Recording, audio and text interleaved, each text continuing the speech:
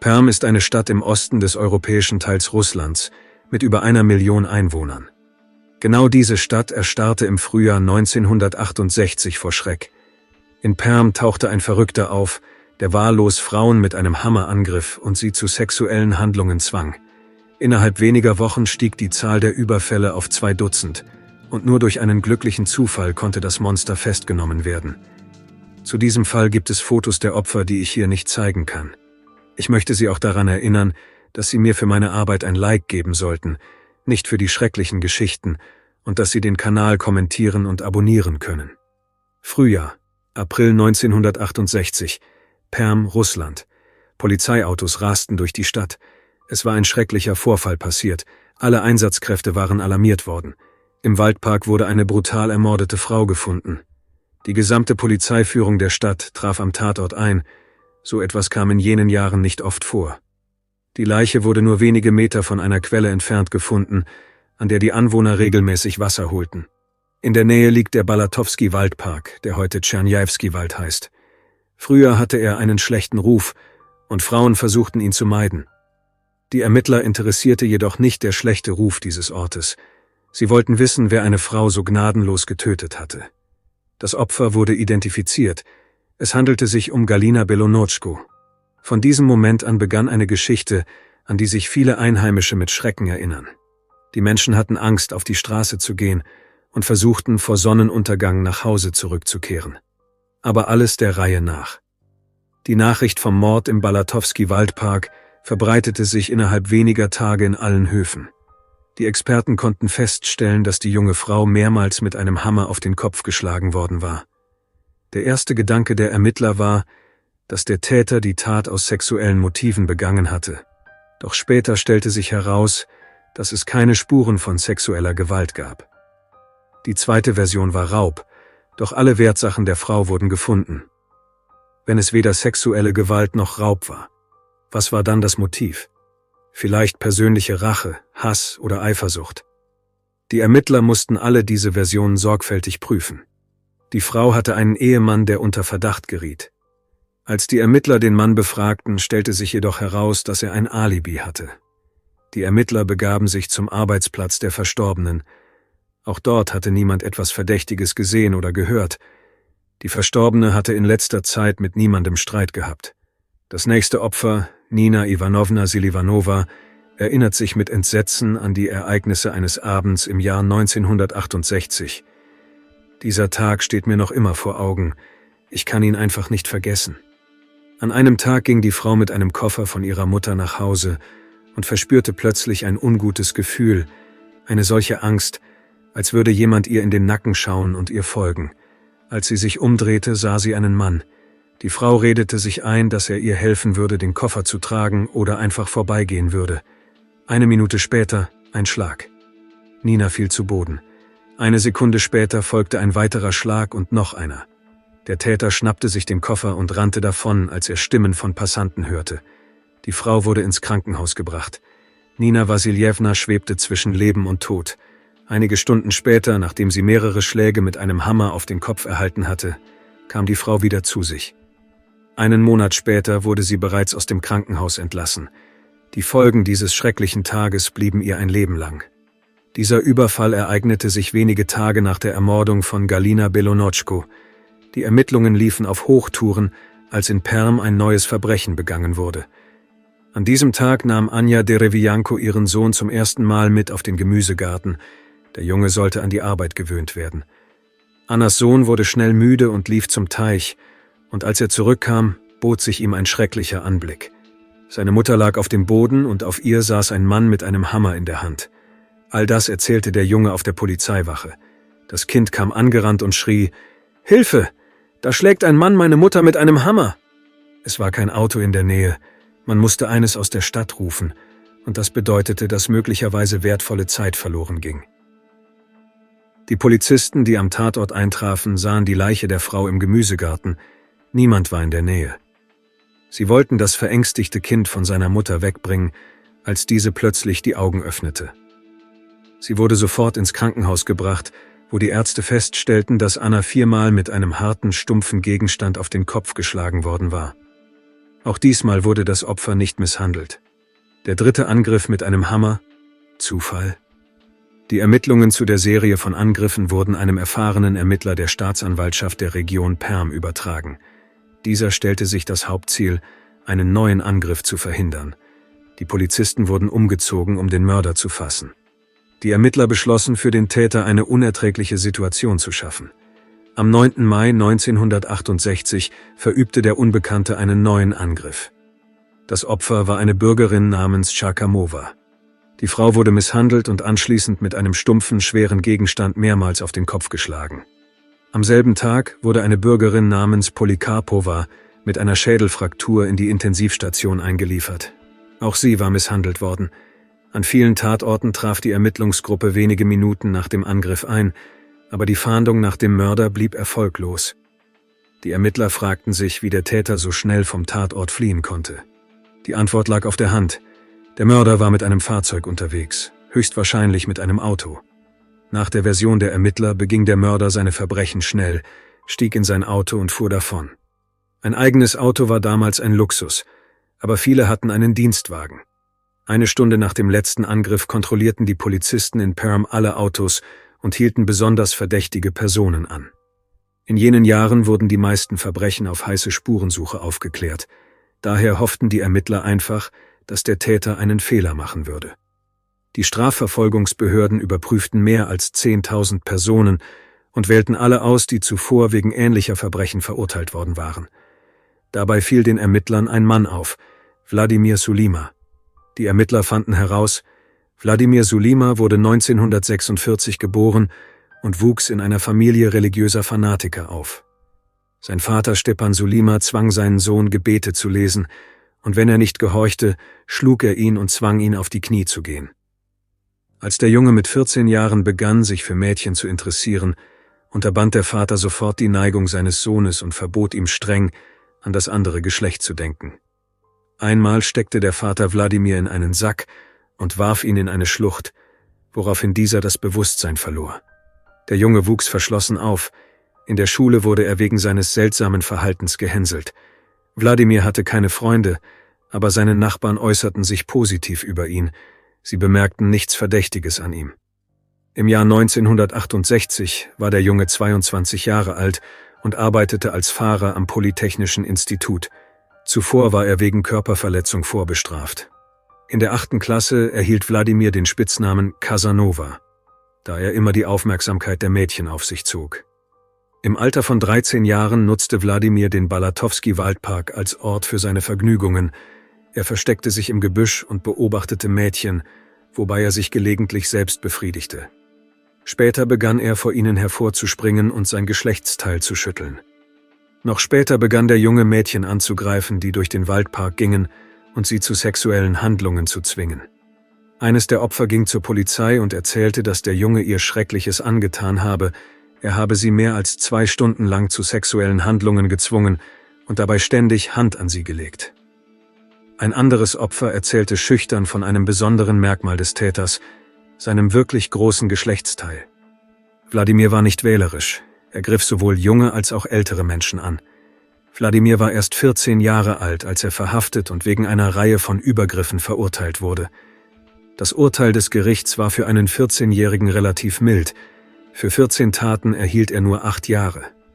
Das Gericht entschied, den Jungen zu begnadigen, in der Hoffnung, dass er nach seiner Haftstrafe zur Vernunft kommen würde. Es schien, als hätte er in der Jugendstrafanstalt zur Vernunft gefunden. Jedenfalls gab es keine Vorfälle von Rowdytum oder Verstößen gegen die Haftbedingungen. Man nannte das damals auf den rechten Weg gebracht. Wladimir verbüßte seine Strafe und kehrte nach Perm zurück. Nachdem sie Sulimas gesamte Biografie studiert hatten, kamen die Ermittler zu dem Schluss, dass er wieder in seine alten Gewohnheiten zurückgefallen war.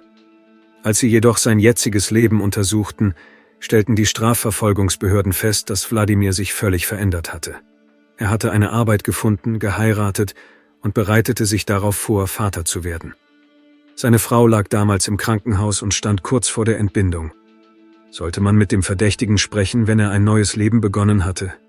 Und dann waren da noch seine Bekannten, die sich alle positiv über ihn äußerten. Die Ermittler begannen, nach anderen Verdächtigen zu suchen. In der Stadt verbreiteten sich beängstigende Gerüchte, die schließlich in Panik ausarteten, als eine weitere Frau angegriffen wurde, die 100 Meter von einem Bierstand entfernt lag. Zunächst schenkte niemand der Frau Beachtung. Ein vorbeikommender Polizist dachte, sie habe in einem Zelt zu viel Alkohol getrunken und sei eingeschlafen. In ihrer Nähe lag eine Wodkaflasche. Die Frau lag dort einen Tag lang, bevor Passanten bemerkten, dass sie nicht mehr lebte. Das nächste Opfer wurde von Kriminalbeamten auf einer Brücke über den Fluss Danilicha entdeckt. Der Täter hatte erneut mit einem Hammer zugeschlagen. Am frühen Morgen auf dem Weg zur Arbeit entdeckten Passanten die Leiche einer Frau und riefen die Polizei. Diesmal war der Tatort nicht menschenleer wie der Waldpark. Bedeutete das, dass der Mörder jegliche Angst verloren hatte und nicht mehr befürchtete, gefunden zu werden? Oder war alles spontan passiert? Er hatte eine Frau gesehen, die ihm gefiel, und war ihr gefolgt? Die Ermittler kamen dem Täter nicht auf die Spur. Es gab keinerlei Hinweise. Der Mörder handelte zu unberechenbar. Der neue Überfall sah sogar so aus, als wäre er von einer anderen Person begangen worden. An diesem Tag spielten kleine Jungen im Balatowski-Waldpark Krieg, als sie plötzlich vor sich Geräusche hörten. Die Schreie einer Frau. Die Jungen rannten sofort zu den Hilferufen und sahen ein schreckliches Bild. Ein Mann saß auf einer Frau und nahm ihr ihren Schmuck ab. Die Jungen kamen näher und riefen dem Täter zu: »Hände hoch!« Als er jedoch die Kinderstimmen hörte, ergriff er die Flucht. Die Jungen holten Erwachsene hinzu. Als die vorbeikommenden Männer herbeieilten, lag bereits ein lebloser Körper auf dem Boden. Die Frau wies mehr als 10 Messerstiche auf. Einer der Jungen gab einen wichtigen Hinweis. Der Angreifer hatte abstehende Ohren. Die Ermittler kamen zu dem Schluss, dass der Angriff von einem anderen Verbrecher verübt worden war. In der Stadt verbreitete sich das Gerücht, dass in Perm 2 Serienmörder ihr Unwesen trieben. Die Ermittler legten die Fälle dennoch zusammen. Nachdem er alle Informationen noch einmal durchgesehen hatte, kam der leitende Ermittler zu dem Schluss, dass er die abstehenden Ohren schon einmal gesehen hatte. Die Polizei versuchte erneut, alle Ausfahrten aus der Stadt zu sperren, aber auch dieser Versuch blieb erfolglos. Ein weiterer Angriff ließ nicht lange auf sich warten. Diesmal rettete eine Perücke das nächste Opfer. Die überlebende Opferin Valentina Iwanowna Czernik wurde zur Hauptzeugin in dieser Geschichte. An einem Junitag kehrte Valentina nach Hause zurück und kam am Opernhaus vorbei. Die Frau bemerkte einen großen Mann, der ihr folgte, selbst als sie in den Waldpark abbog. Einen Moment später fiel Valentina zu Boden und rollte sich auf den Rücken. Der Kopf mit den abstehenden Ohren prägte sich für immer in das Gedächtnis des Opfers ein. Die Frau erzählte, dass der Täter sie ohne die Haarteile sofort getötet hätte. Valentina wurde von Passanten gerettet, die das Unglück bemerkten und sofort zu Hilfe eilten. Die Frau war die erste, die den Mörder genau und detailliert beschreiben konnte. Die Beschreibung lautete wie folgt: 1,90 Meter groß, schlank, blonde Haare, besonderes Merkmal, weit abstehende Ohren.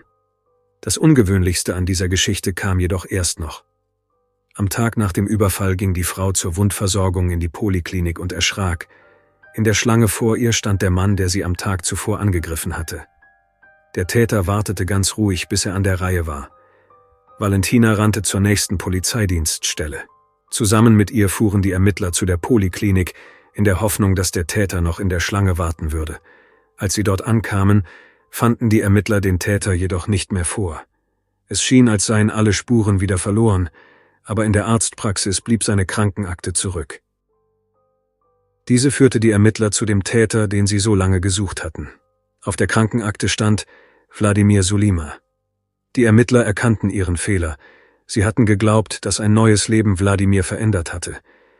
Es stellte sich heraus, dass der 22-jährige Familienvater Sulima, Vater eines neugeborenen Kindes, ein brutaler Mörder war. Am 11. Juni 1968 wurde der Täter festgenommen. Bei der Vernehmung leugnete Sulima nichts und erzählte: Es war ein ganz normaler Tag. Ich verließ das Haus und ging los. Ich ging einfach so dahin und sah im Licht eine Frau. Sulima verriet, wo er die Uhr eines seiner Opfer versteckt hatte. Den Ermittlern blieb nur noch die wichtigste Frage zu klären: Warum hatte Wladimir das alles getan? Jeder Überfall brachte ihm höchstens ein paar Rubel ein. Meistens griff er Frauen an, die offensichtlich nichts zu bieten hatten, sodass Habgier nicht das Hauptmotiv war. Das Zimmer, in dem das Monster aufgewachsen war, sah schrecklich aus. Zerfetzte Tapeten, handgeschriebene Gebete, Säcke mit trockenem Buchweizen und Ruten. Der religiöse Fanatiker und Sektenführer, Der Vater des Jungen misshandelte ihn während seiner gesamten Kindheit. Die schlimmste Erinnerung aus seiner Kindheit war jedoch, als sein Vater ihn in eine Tonne steckte und einen Berg hinunterrollte. Von diesem Moment an war die Drohung, »Willst du in die Tonne?« für den jungen Sulima das Schrecklichste, was es gab. Es sei auch erwähnt, dass es keine Informationen über seine Mutter gibt, sodass nicht bekannt ist, ob der Junge in einer vollständigen Familie aufgewachsen ist oder nur von seinem Vater erzogen wurde. Die Natur hat Wladimir mit guten äußeren Eigenschaften gesegnet. Viele Männer träumten von solchen Parametern, groß, kräftig, beliebt bei Mädchen. Die Medien brachten Schlagzeilen wie Casanova mit sadistischen Neigungen. Aber ein weiteres Opfer Wladimirs war, wie sich herausstellte, seine eigene Frau, die erst nach der Verhaftung ihres Mannes beschloss, zu erzählen, dass er sie regelmäßig schlug und misshandelte. Sulima hörte erst auf, seine Frau zu quälen, als sie schwanger wurde. Genau zu dieser Zeit begab sich Wladimir in den Balatowski-Waldpark, genau dorthin, wo er als Teenager zahlreiche Verbrechen begangen hatte, um seine sadistischen Neigungen zu befriedigen. Mit 16 Jahren hatte Wladimir Sulima fast 1,5 Dutzend Verbrechen begangen und mit 22 Jahren stieg die Zahl der Übergriffe auf fast 40. Er wurde von Ärzten untersucht, die bei ihm sexuelle Psychopathie diagnostizierten. Der Verbrecher wurde für zurechnungsfähig erklärt, was nur eines bedeutete: ihm drohte die Todesstrafe. Dabei konnte der Mörder selbst nicht erklären, was ihn zu seinen Taten trieb. Er schob die Schuld nicht auf Stimmen in seinem Kopf, behauptete nicht, dass er sich für etwas rächen wolle oder eine Mission zu erfüllen habe, wie es viele Mörder taten. Er behauptete einfach, dass er es nicht erklären könne und schwor, dass alles von selbst passiert sei und dass er selbst nicht wisse, warum und wozu. Sulima versuchte nicht einmal, sich zu verteidigen, sondern bekannte sich bereitwillig aller Verbrechen schuldig und zeigte bei den Ermittlungsverfahren die Orte und die Vorgehensweise der Überfälle. Über die erste Tat erzählte Wladimir mit Begeisterung. Er fühlte sich wie jemand, der über Leben und Tod entscheiden kann. Meistens versuchte das Monster, seine Opfer zu betäuben, aber seine brutale Ungeduld führte zu schrecklichen Folgen. Einige Frauen starben, andere wurden zu Invaliden. 12 Taten, 3 Menschenleben. Das ist die Bilanz des Perm Casanovas. Auf die Frage der Ermittler, ob ihn sein Gewissen nicht quälte, antwortete er stolz: Nein. Als das Gericht jedoch ein seinen Verbrechen angemessenes Urteil fällte, brach Sulima sofort in Tränen aus und flehte um Gnade. Wladimir verstand aufrichtig nicht, warum er mit einer so harten Strafe wie der Todesstrafe bestraft wurde. Schließlich hatte er alles gestanden. In seinem letzten Wort bat Wladimir Sulima darum, sein Leben zu verschonen und ihn zum Chef der Stadtpolizei zu ernennen, da er aus eigener Erfahrung wusste, wie Überfälle auf Mädchen begangen werden und so diese verhindern könnte.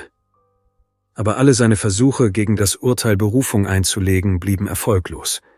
Und am 7. November 1969 wurde das Urteil vollstreckt.